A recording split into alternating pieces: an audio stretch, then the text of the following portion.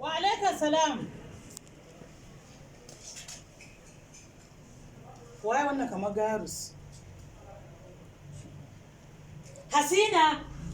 Hasina! Fito ga garus.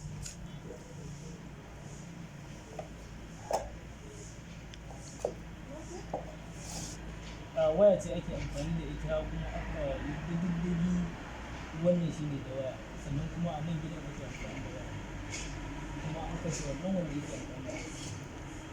Hasina magana me suke ne akan me suke magana ne? Allah ka dakata. Wancan sound din zai wuce. Ya yan lokutan kan Hannunki baya nan. Action. Hasina wai akan me suke magana ne? Mama kowane waya da ya baki ne.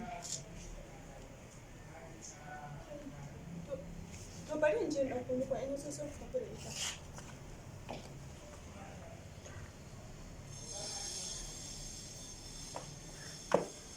Ga waya ainihin sun san tafi da ita. ai da ku za mu je. A'a tun da shi ya kawo ba sai tafi da ita. Za mu je za ku dan wanke bayani ne cikin minti ɗaya kai ku dawo.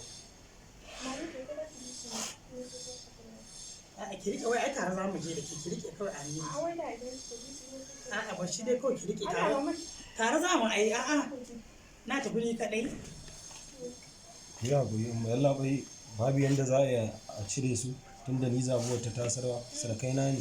Ai ko fiffike ta yi damuwa dole da su za a tafi tunda dai an kashe wanda yake amfani da wayar za su je su amsa bayani.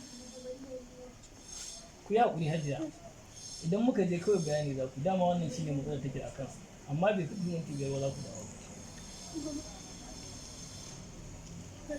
Ku yi haƙuri ku don. Mama. Ina kin yi da